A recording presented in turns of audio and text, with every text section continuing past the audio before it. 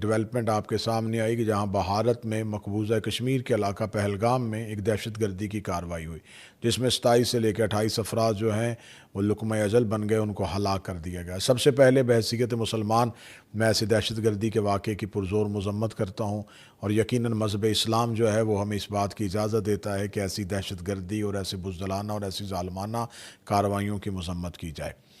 جب سے یہ واقعہ رونما ہوا، اس واقعے کے رونما ہونے کے فوراً بعد جو ہے وہ ایک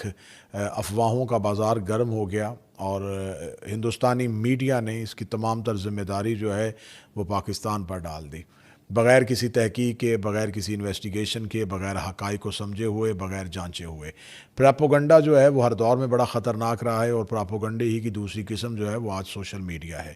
سوشل میڈیا میں آپ کو جو دکھایا جاتا ہے، جو سنایا جاتا ہے، انسان حقائق کو جانچے بغیر ان چیزوں کو حقیقت سمجھنا شروع کر دیتا ہے۔ سب سے پہلی بات تو یہ ہے کہ جب یہ دہشت گردی کی کارروائی ہوئی یا دہشت گردی کی واردات ہوئی، تو اس کے بعد یقیناً حقائق کو سمجھنے کے لیے، حقائق تک پہنچنے کے لیے کچھ وقت درکار تھا۔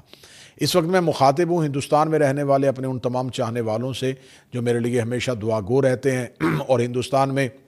صرف ایک مسلک یا ایک مذہب تک آواز نہیں پہنچتی، بلکہ ہمیں یہ تمام تاثرات اور آپ کی دعائیں اور آپ کی آراء جو ہے وہ ہمیں سوشل میڈیا کے ذریعے اور اپنی ای میلز کے ذریعے ہم تک پہنچتی ہیں۔ یقیناً ہندوستان میں رہنے والے جتنے بھی مسلمان ہیں، میں ان کا دل کی گہرائیوں سے احترام کرتا ہوں، اور ہندوستان میں رہنے والے غیر مسلم جو ہیں وہ یقیناً انسانیت کے ناطے سے ہمارے لیے قابل احترام ہیں۔ میں مخاطب ہوں ہندوستان میں رہنے والے افراد سے کہ آپ بے شک اس بات کو سمجھتے ہیں کہ مودی جو ہے وہ اس وقت ہندوستان میں ایک ظالمانہ حکومت چلا رہا ہے، ایک غاصبانہ سسٹم کو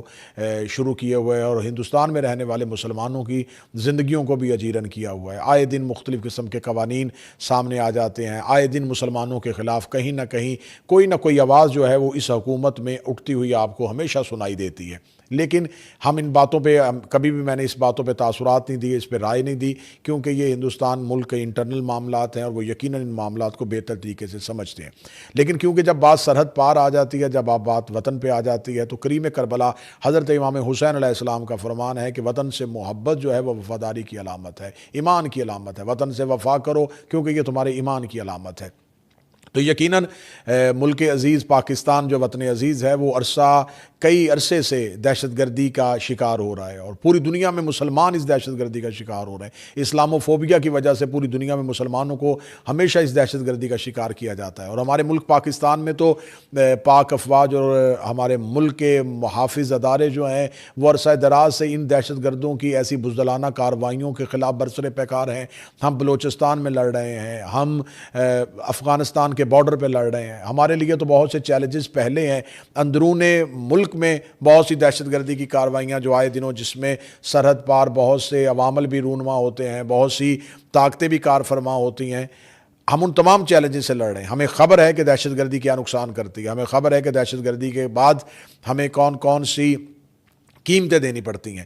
تو بہرحال اب میں مخاطب ہوں ہندوستان میں رہنے والے ان تمام مسلمانوں سے کہ ہندوستان کا میڈیا جو ہے وہ بغیر حقائق کو جانے ہوئے مسلسل تنقید پہ تنقید اور اس کے سارے تانے بانے جو وہ پاکستان سے ملانے کی کوشش کر رہا ہے۔ سب سے پہلی بات تو یہ ہے کہ آپ کو بات کرنی چاہیے تھی کہ یہ آپ کا انٹیلیجنس فیلئر ہے، یہ آپ کا سیکیورٹی فیلئر ہے کہ آپ کے اس علاقے میں جس پہ آپ نے مدت سے تسلط قائم کیا ہوا ہے، جس پہ آپ اپنے غاصبانہ طور پر جس حکومت کو، جس زمین کو آپ غصب کر چکے ہیں، وہاں پر کچھ افراد جا کے ایسی کارروائی کیسے کر سکتے ہیں۔ تو جب آپ نے دیکھا کہ ہمارے سیکیورٹی پہ انگلی اٹھے گی، ہماری انٹیلیجنس فیلئر پہ انگلی اٹھے گی، تو آپ نے فوراً الزام دوسری طرف پلٹانا شروع کر دیا،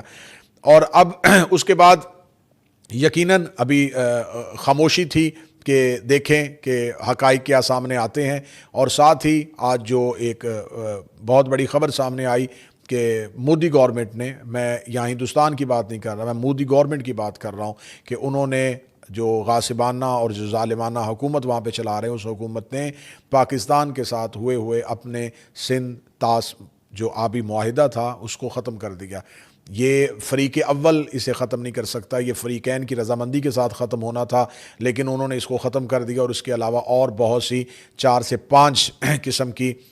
آج انہوں نے کارروائیاں کی ہیں، ڈیولپمنٹ کی ہیں کہ پاکستان سے سفارتی عملے کو اور ہندوستان سے سفارتی عملے کو واپس بھیج دینا، واگا بارڈر کا بند کر دینا۔ یہ تمام خبریں ہیں جو آپ مسلسل سن رہے ہیں، لیکن میں یہاں پر اپنا تجزیہ دینا چاہوں گا۔ میں اپنا تجزیہ بحیثیت ایک مذہبی اسکالر یہ دینا چاہوں گا، بحیثیت ایک ذاکر حضرت امام حسین علیہ السلام یہ دینا چاہوں گا کہ ہمیشہ پانی بند کرنا کفار کی پرانی عادت ہے۔ آپ کو اگر تاریخ اسلام کو آپ دیکھیں تو جب رسالت مآب صلی اللہ علیہ وآلہ وسلم نے آواز حق بلند کی اور کفار مکہ اس کا جواب نہ دے سکے تو ان کے اوپر جو ہے وہ کھانا اور پانی بند کر دیا گیا اور ان کا سوشل بائیکاٹ کر دیا گیا، اور ہمارے پیارے رسول کو شیب ابی طالب میں زندگی گزارنی پڑی اور زندگی کے 3.5 سال وہاں پر گزارنے پڑے اپنے خانوادہ کے ساتھ، اپنے خاندان کے ساتھ۔ تو یہ بت پرستوں کی، یہ کفار کی پرانی عادت ہے کہ جب وہ حق کے خلاف کچھ بھی نہیں کر سکتے تو وہ وسائل جو خدا نے انسانوں کے لیے مہیا کیے ہیں، خدا آب و دانہ کے اوپر، میرا اللہ اتنا علی کل شیء قدیر ہے کہ وہ آب و دانہ کے اوپر کسی بھی مذہب کی ادارہ داری نہیں قائم کرتا۔ وہ کافر کو بھی کھانا دیتا ہے، وہ موسیٰ کا بھی رازق ہے تو وہ فرعون کو بھی رزق دیتا ہے، وہ ابراہیم کو بھی کھانا دیتا ہے تو نمرود کو بھی سانس دیتا ہے۔ وہ خدا سب کے لیے رب العالمین ہے، وہ عالمین کا رب ہے، اور ہمارا رسول رحمت للعالمین ہے۔ لیکن کفار ہمیشہ یہ کوشش کرتے ہیں کہ جب ان کے پاس کچھ نہ آئے تو وہ قادر بننے کی کوشش کرتے ہیں، وہ قدرت کے اختیارات کو استعمال کرنے کی کوشش کرتے ہیں، وہ اللہ کے اختیارات کو استعمال کرنے کی کوشش کرتے ہیں۔ لیکن یہ بات ذہن میں رکھیے گا کہ دریائے فرات بہہ رہا تھا اور یزیدی فوج یہ سمجھ رہی تھی کہ ہم نے حسین پہ پانی بند کر دیا ہے، لیکن انہیں خبر نہیں تھی کہ پیاسوں نے دریا کو شکست دے دی تھی۔ انہیں یہ خبر نہیں تھی کہ جب آپ حق پہ ہوں، جب آپ ظالم کے خلاف لڑ رہے ہوں تو پھر پیاس آپ کا کوئی اثر نہیں کر سکتی، پیاس آپ پہ غالب نہیں آ سکتی۔ تو یہ آل محمد کے چاہنے والوں کا وطن ہے، یہ آل محمد سے محبت کرنے والوں کا وطن ہے۔ یہ ایسی یزیدی کاروائیاں کرنا، ایسی پرانی کافرانہ روش کو قائم کرنا یہ غلط ہے۔ یقیناً اس کی ہر ایک انسان اس کی مذمت کرے گا۔ میں پھر یہ ایک بات کہوں گا کہ پاکستان کے رہنے والا ایک باسی جو ہے وہ اپنے وطن کی مٹی سے بڑی محبت کرتا ہے۔ ہم اپنے وطن کی مٹی سے بڑے مخلص لوگ ہیں۔ اور دوسری بات یہ ہے کہ میں یہ بات ضرور اپنا پیغام پہنچانا چاہوں گا کہ پاکستان کو اتنا اعتماد ہمیں اپنے ایٹم بم پہ نہیں ہے جتنا اعتماد ہمیں اپنے اللہ پہ ہے، جتنا اعتماد ہمیں اپنے اللہ کے رسول پہ ہے۔ اور جب بھی لڑائی لڑی جاتی ہے، جب بھی جنگ کی جاتی ہے تو جنگ ہتھیاروں سے نہیں ہوتی، جنگ جذبات کے ساتھ ہوتی ہے، اور مسلمان وہ جذبہ اپنے دل میں لے کے ہی دنیا میں آتا ہے اور وہی جذبے کے ساتھ، جذبہ شہادت کے ساتھ دنیا سے چلا جاتا ہے۔ شہادت کو ہم ڈھونڈتے ہیں، شہادت ہماری میراث ہے۔ تو میں مخاطب ہوں مودی گورنمنٹ سے کہ جو آپ دنیا میں ایک پراپوگنڈا کرنا چاہ رہے ہیں، اس پراپوگنڈے کی عمر بہت زیادہ نہیں ہوگی، یہ اپنی سانسیں ختم کر دے گا۔ اور میں مخاطب ہوں پاکستان میں رہنے والے افراد سے، چاہے ان کا تعلق کسی مذہب، کسی مسلک، کسی فرقے، کسی گروہ سے ہے، کسی قومیت کے ساتھ تعلق ہے، کسی سیاسی نظریاتی پارٹی کے ساتھ تعلق ہے، اس لمحے ہم سب ایک مٹھی ہیں، ایک جان ہیں، ہم پاکستانی ہیں، اور پاکستانی بن کر ہم اس ملک کا دفاع کریں گے، اس ملک کی سرحدوں کا دفاع کریں گے۔ اللہ میرے ملک کے افواج کو اور سپہ سالار افواج پاکستان جناب سید عاصم منیر صاحب، جس کے خلاف بھارتی میڈیا میں مودی گورنمنٹ زہر اگلوا رہی ہے، لیکن انہیں خبر نہیں ہے کہ سید سردار ہوتا ہے، اور جب